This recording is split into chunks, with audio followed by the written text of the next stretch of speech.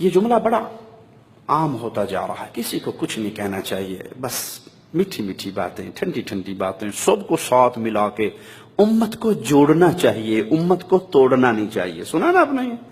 اکثر مولویوں کی زبان سے بھی سن لیتے ہوں گے، امت کو توڑو نا جی۔ آپ توحید کی باتیں کرتے ہو، سنت مصطفیٰ کی باتیں کرتے ہو، بدعات کا رد کرتے ہو، اس سے امت ٹوٹتی ہے، جڑتی نہیں۔ ہم نہ عقیدے کی بات کرتے ہیں، نہ ایمان کی بات کرتے ہیں، نہ سنت کی بات کرتے ہیں۔ ہم کہتے ہیں نماز پڑھ لو اتنا فضیلت ہے، روزہ رکھو اتنی فضیلت ہے، حج کرو تو اتنا۔ ہم فضائل بیان کر کے امت کو جوڑتے ہیں۔ میں کہتا ہوں امت کو ضرور جوڑو، تھوکنا نہ جوڑو، ایلفی نہ جوڑو۔ جب تک امت کا عقیدہ ٹھیک نہیں ہوگا، امت میں سے شرک کا ناسور نہیں نکلے گا، امت میں سے بدعت کا ناسور نہیں نکلے گا، اس وقت تک امت ایلفی سے نہیں جڑے گی، یہ تھوک سے جڑے گی جس جڑنے کا فائدہ نہ ہوگا۔ تو قرآن خبر دے رہا ہے، یہ ٹیڑھی، یہ ترچھی، یہ الٹی راہیں تمہیں اصل دین الہی سے، اصل صراط مستقیم سے، اصل سنت مصطفیٰ سے گمراہ کر دیں گی۔ صراط مستقیم صرف ایک ہے، حق صرف ایک ہے، اور حق پنہا ہے کتاب اللہ میں اور سنت مصطفیٰ میں صلی اللہ علیہ وسلم۔ اس جملے کو اپنے بوٹ کی ایڑی کے نیچے دفن کر دو، جو جہاں لگا ہے ٹھیک لگا ہے۔ نہیں پیارے بھائی، جو سنت مصطفیٰ پہ لگا ہے ہمارے سینوں کا نور ہے، ہم اس کی عزت کرتے ہیں، اور جو سنت مصطفیٰ کے خلاف چل رہا ہے تو ہم قطعاً یہ نہیں کہہ سکتے کہ وہ بھی ٹھیک ہے۔ ہو سکتا ہے کوئی دلیل اس کے پاس بھی ہوگی۔ ایک تو 4 مذہب مشہور ہے نا، 4 مذہب ہمارے اپنے ملکوں میں 4 مذہب مشہور ہیں۔ ایک 5واں مذہب بھی ہے، شاید آپ کو اس کا پتہ نہ ہو۔ 5واں مذہب کا نام ہے مذہب ہوگا۔ مذہب ہوگا۔ بھائی آپ کے پیر صاحب نے اپنے قدموں میں سجدے کروائے اپنے مریدوں کے، کیوں؟ ہاں جی، وہ بہت بڑے بزرگ ہیں، ان سے پوچھا نہیں جا سکتا، اس کی دلیل بھی کہیں نہ کہیں ہوگی۔ بھائی آپ کے قادری صاحب کی ہم نے ایک ویڈیو دیکھی، اس نے مردے کو قبر میں اتارنے سے پہلے، بلکہ جنازہ پڑھنے سے پہلے، اس کا کفن کھول کے ہاتھ نکال کے اس مردے کی بھی بیعت لی ہے، اور یہ کہا ہے کہ بغیر بیعت کے اگر میں نے اس کو دفن کر دیا تو پھر ہو سکتا ہے یہ جنت میں نہ جا سکے، کیونکہ میرے سلسلے میں یہ داخل نہیں ہوا تھا۔ تو ہم اس کا کفن کھولیں گے، مردے کا ہاتھ باہر نکالیں گے، اس کو اپنا مرید بنائیں گے، سلسلہ قادریہ میں داخل کریں گے، پھر یہ قبر میں اترے گا، اس کے 14 طبق روشن ہو جائیں گے، ایک تھلو پیا پیا دیکھے گا، میں اللہ کی قسم کھا کے اس کے لفظ نقل کر رہا ہوں، یہ نیچے پڑا پڑا دیکھے گا میری قبر پہ چیڑی آگے بیٹھی ہے، یہ چیڑا، اس کو نیچے سے نر اور مادے کا بھی پتہ لگ جائے گا۔ اور اس مجرم نے واقعی کفن کھولا، ہاتھ نکالا، اور اس کے ہاتھ پہ اپنا ہاتھ رکھ کے بیعت لی۔ اب پوچھا جائے کہ آپ کے حضرت قادری صاحب نے یہ کام کیا ہے، یہ کہاں ہے؟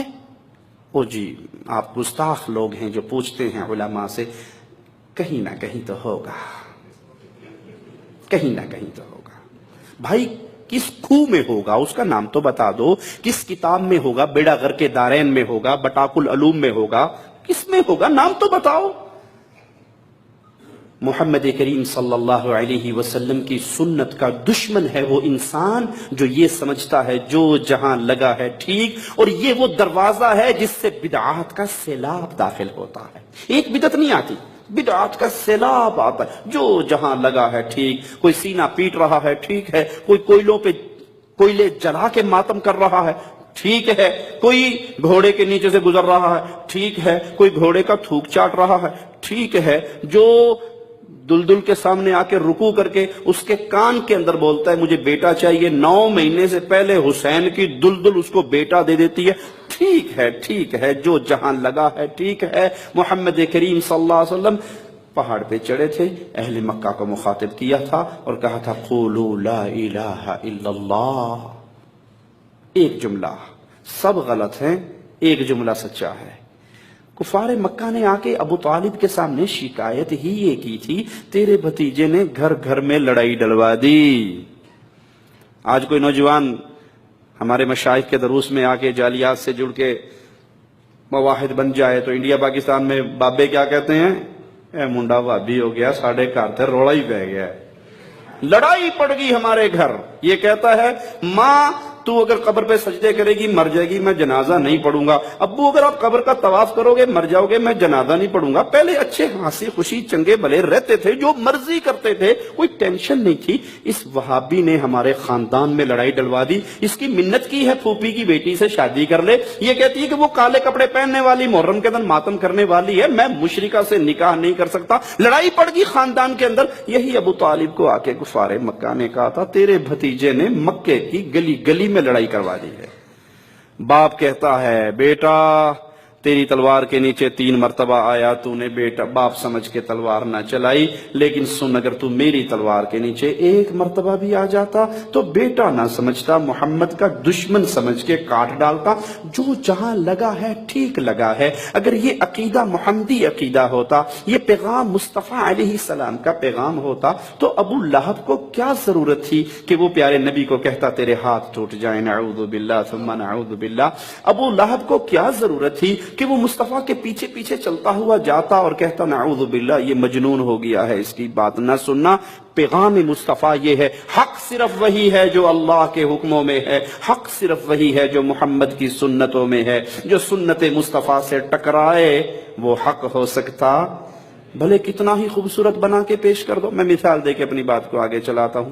اذان کہاں ختم ہوتی ہے جی؟ لا الہ الا اللہ، اذان کا آخری جملہ ہے نا۔ اگر میں آج سے اذان ختم کرنی شروع کر دوں لا الہ الا اللہ محمد الرسول اللہ صلی اللہ علیہ وسلم، میں نے کوئی غلط جملہ تو نہیں کہا، گناہ والی بات تو نہیں کی، کوئی برے جملے تو زبان سے نہیں نکالے، لیکن اذان کا اختتام پہ اگر میں نے یہ اضافہ کر دیا، یہ اضافہ مجھے جنت میں لے جائے گا یا جہنم میں؟ حالانکہ میں تو محمد کریم کا نام لے رہا ہوں، کلمہ پورا کر رہا ہوں۔ اسی لیے مولا علی سیدنا علی نے کہا تھا رضی اللہ عنہ وارضا، عید کی نماز سے پہلے 2 رکعت پڑھنے والے کو دیکھ کر تیری یہ 2 رکعتیں تجھے ہلاک کریں گی۔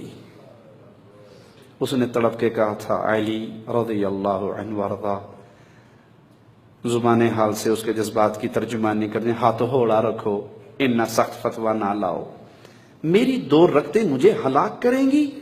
میں تو اللہ کے لیے نماز پڑھ رہا ہوں۔ کہاں پڑھ تو اللہ کے لیے رہا ہے، لیکن عید کی نماز سے پہلے محمد کریم نے عیدگاہ میں کوئی نفل نہیں پڑھے صلی اللہ علیہ وسلم۔ کہا کوئی بات نہیں، نبی نے نہیں پڑھے کوئی بات نہیں، کام تو اچھا ہے نا، میں پڑھ رہا ہوں اللہ کے لیے پڑھ رہا ہوں، گناہ تو نہیں کر رہا۔ کہا اگر یہ اچھا کام ہوتا تو محمد کر کے جاتے، امت کو بتا کے جاتے۔ قرآن دعوت دے رہا ہے آ جاؤ سنت مصطفیٰ پہ بدعات کو چھوڑ کر سیدھے راستے پہ آ جاؤ، ٹیڑھے راستے پہ نہ چلنا۔ ذالکم وصاکم بہ لعلکم تتقون، یہ اللہ تم کو تاکیداً حکم دے رہا ہے تاکہ تم متقی رہو۔